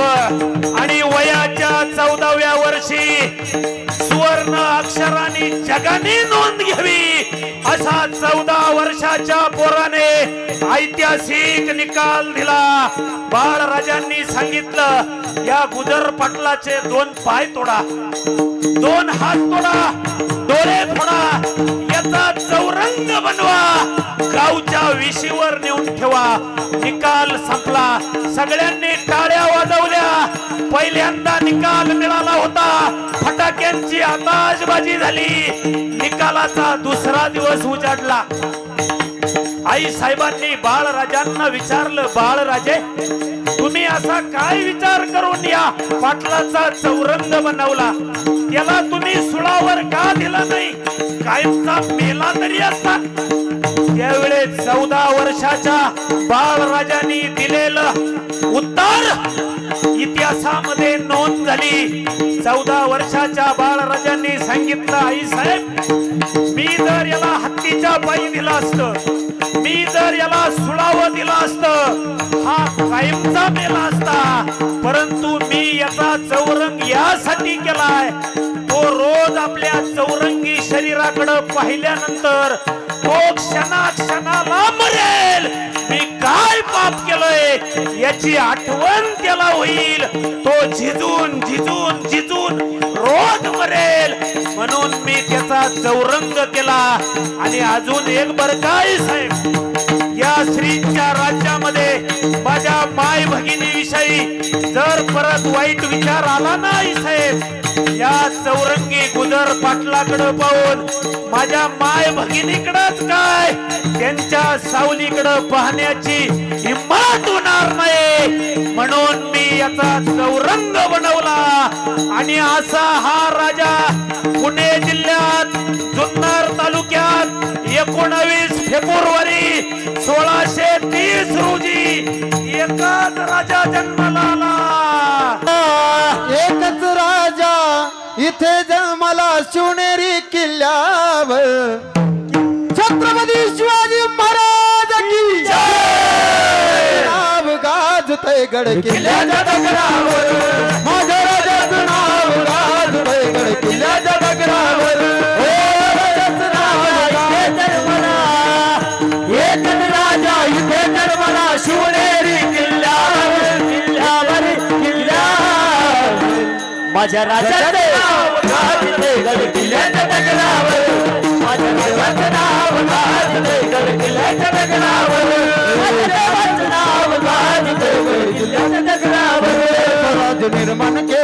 तलवारीच्या धारेवर तलवारीच्या धारेवर तलवारीच्या धारेवर रक्षेसाठी प्राण झेलले आपल्या निधड्या छातीवर आपल्या निधड्या छातीवर आपल्या निधड्या छातीवर प्राणपणाने लढले मावळे भरोसा त्या राजावर भरोसा त्या राजावर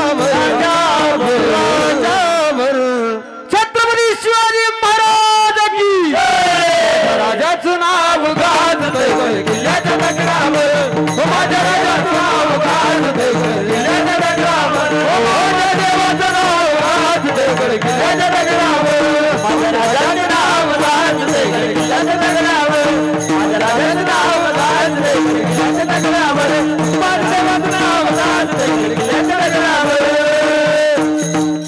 छत्रपती शिवाजी महाराज की जय. आवाज फक्त वरच्यांचाच आला. तुम्ही कुठं पाकिस्तानात जन्माला आले का? तुम्ही सुद्धा जय म्हटलं पाहिजे. म्हणून मी एक वाक्य कायम सांगत असतो, भारतामध्ये 51 शक्तिपीठ नाही आहे, अजिबात नाही आहे. भारतामध्ये 52 शक्तिपीठ आहे आणि 52 शक्तिपीठ आपल्या विदर्भात आहे. सिंदखेड राजाला जिजाऊ आई साहेब. आणि या देशामध्ये 12 ज्योतिर्लिंग नाही महाराज, 13 ज्योतिर्लिंग आहे. हे 13वं ज्योतिर्लिंग जर या महाराष्ट्रात जन्माला आलं नसतं ना, आपल्याला एकही देव दिसलं नसता. आणि ते 13वी ज्योतिर्लिंग रायगडावर आहे, छत्रपती शिवाजी महाराज. म्हणून तुम्ही सगळ्यांनी जय म्हटलं पाहिजे. आणि तुम्ही म्हणणार वाक्य ऐका, सूर्य जर उगवला नसता आकाशाचा रंगच कळाला नसता. सूर्य जर उगवला नसता आकाशाचा रंगच कळाला नसता. या विठ्ठलाच्या भूमीमध्ये छत्रपती शिवाजी महाराज जन्माला आले नसते, हिंदू धर्माचा अर्थच कळाला नसता. हिंदू धर्माचा अर्थ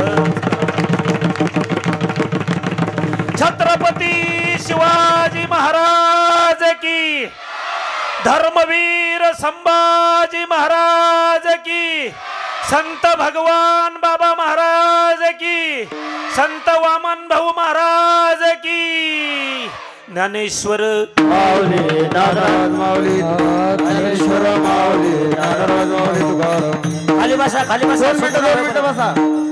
सूचना होऊ द्या, ऐका रोजच्या प्रमाणे बसा खाली. अरे ते मागचे जे जाणारे असतात ते 2 मिनिटं सूचना ऐकल्या पाहिजेत. काय होतंही त्याच्यात चटा आहेत त्या तरी उचलून जाता, निदान तुम्ही जे पळून जाणारे असतात ते काही तर काय. आता जे सप्त्याचं आयोजन केलेलं आहे ते सप्त्याचं आयोजन काय पंचकमिटीने ठेका घेतलेला आहे का की तुम्ही उठ कांद्याला आपलं धोतर सोडून देऊ वेळ प्रसंग आली. पण एखादा नाठाळा असला त्याच्या डोक्यात काठी पण मारायला मागं पुढं पाहणार नाही, अशा प्रकारचं महाराजाचं आजचं कीर्तन आहे. आणि नाठाळ कोण आहेत हे तुम्ही समजून जायचं. निदान उठताना तरी आपण नाठाळ नाहीत याची जाणीव ठेवायची.